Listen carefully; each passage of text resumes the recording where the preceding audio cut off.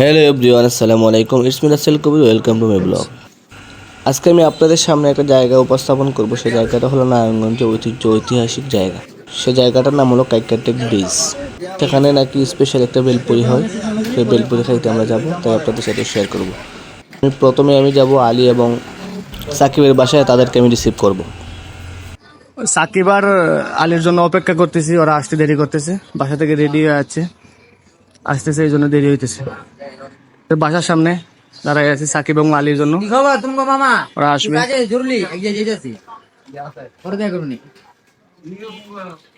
Hello, WhatsApp ভাই, WhatsApp, কি অবস্থা? এই তো ভাই ভালো। এত দেরি হইলো, আপনাদের জন্য অপেক্ষা করতেছি, তোমরা জন্য।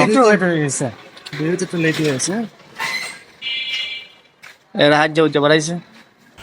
এই তো সাকিব আর আলীর সাথে দেখা হইলো। এখন আমরা রওনা দেবো কাইকারটেক ব্রিজ। অবশেষে বেরিয়ে পড়লাম আমাদের গন্তব্যের উদ্দেশ্যে। এখন আপনারা উপভোগ করতে থাকুন। এই তো অল্প কিছুক্ষণের মধ্যেই আমরা পৌঁছে গেলাম নবীগঞ্জ ফেরিঘাটে।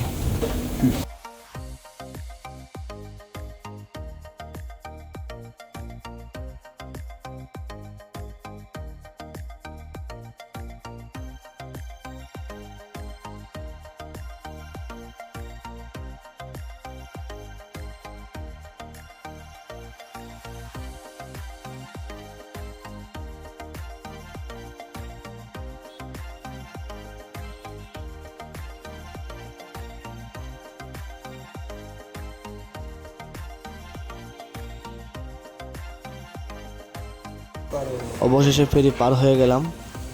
এটা ফাস্টফুড করে দিচ্ছে আপনাদের দেখার সুবিধার্থে। আপনারা দেখুন চারপাশে কত সুন্দর ভিউ। যতই ভিতরে যাচ্ছি ততই মনোমুগ্ধকর পরিবেশ চোখের সামনে ভাসছে। কত না সুন্দর আল্লাহর সৃষ্টি। অতঃপর ব্রিজে চলে আসলাম। ব্রিজটি প্রথমত ফাঁকা দেখলেও কিছুক্ষণের মধ্যেই ব্রিজে দাঁড়ানোর মতো জায়গা থাকবে না। এখানে মনে হয় প্রতিদিনই হলিডে। নানান জায়গা থেকে নানান মানুষ এখানে ফুচকা, বেলপুরি, চটপটি খাইতে আসে। এটি একটি ভ্রমণ পিপাসু জায়গা হয়ে উঠেছে। অবশেষে আমরা দাঁড়িয়ে যাই একটা ফুচকার দোকানে ফুচকা খাওয়ার জন্য। মিষ্টি খাইতে চাই, গাল মিষ্টি আছে, রেগুলার টক আছে, তারপরে মিষ্টি চক আছে, দই স্পেশাল আছে, গ্রেট স্পেশাল আছে, অশান্তি, টক মিষ্টিও আছে। একটা অশান্তি দেন, অশান্তি দেন আলীকে, একটা অশান্তি দেন, আচ্ছা, সমস্যা নেই, একটা অশান্তি দেন। তার সবসময় অশান্তি, শান্তি নাই তার, অবশ্যই দিতে অশান্তি দেন একটা। একটু সময় দিতেছি। তার সাথে সাথে আমি আলী এবং সাকিবের সাথে একটা প্রেম করলাম। মানে কানতে কানতে মানে চোখের পানি এসে পড়তো। আচ্ছা, সমস্যা সেগুলো আমি বলি নাই কিন্তু ওদের সিক্রেট আমি আপনাদের জানতে জানেন না। সমস্যা নেই, জাল দিয়ে দিবেন, আপনারটা আমি জাল ছাড়াই আমারটা জাল দিবেন না, হ্যাঁ আচ্ছা। আপনি ওদেরটা জাল দিবেন, ঠিক আছে? ওকে। এরা দুইজন কি সুন্দর গল্প করতেছে, এরা বুঝতেছে না আমি যে কি বইলে আসছি। ময়না আজকে মজা বুঝবা, চোখে দিয়া পানি পড়বো মনা, বুঝবা কি অবস্থা। কত দানে কত চাল আজকে বুঝবা। তোমরা তো জানো না আমি কি কই আসছি। বসে বসে দুইজনে গল্প করতেছ, চিল মুডে আছো না, বুঝবো আজকে মজা। এখানে আরো টক আছে, জালে কিনে নিতে পারবো। তারপর হচ্ছে নাগা খাই।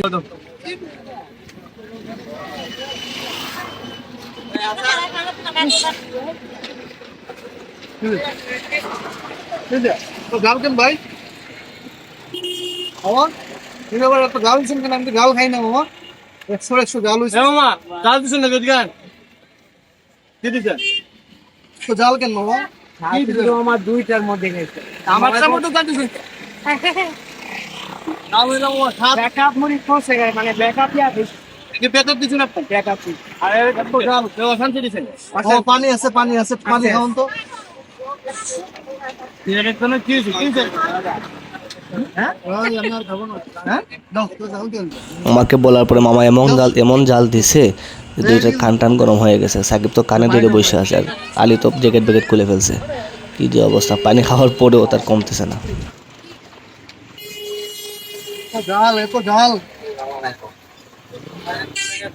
আপনি কি চিনি চলে এখন যন্ত্রণা আনছি, যন্ত্রণা আমার দিছে ব্যাকআপ আর সাকিব ভাই দিছে যন্ত্রণা। ভাই আলী নিছে অশান্তি। আসলে ব্যাকআপ তো আসলে ব্যাকআপ, আমাদের ব্যাকআপ হয়েছে। আমার মনে হচ্ছে না তুমি আমার তৎ করে নেই মামা, ঠিক আছে তুমি মামা আসো। ব্যাকআপ হয়েছে আমার 2 মাস হয়েছে মামা। আমি 2 মাস দিন কি যন্ত্রণা আমাকে আসি, আমি বললে এটা খাওয়ার পরে তো এটা খাওয়ার পরে সব মামা এই বুঝলা গেছে মামা। যাক আমার মামা বুঝলা গেছে মামা, কিছু যে আসিল আমার জীবনে এটা বুঝলা গেছে মামা। যাক মামার কাছে আবার আসবে। মামা আসো।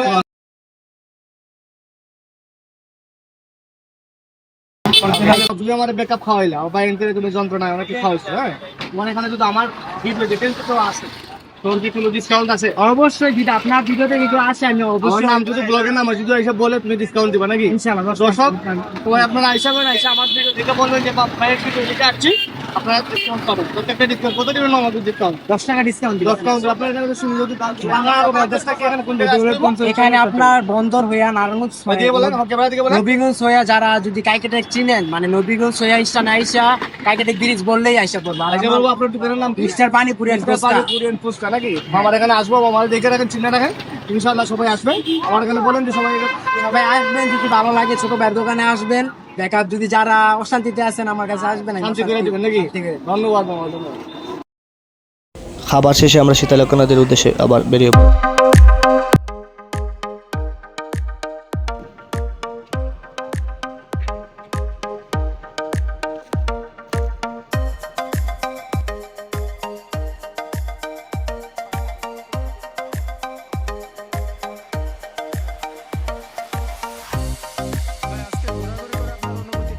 মনটা ভালো ছিল না, এখন ঘোরাঘুরি করে আলহামদুলিল্লাহ মনটা খুব মানে ফ্রেশ ফ্রেশ লাগতেছে আমার।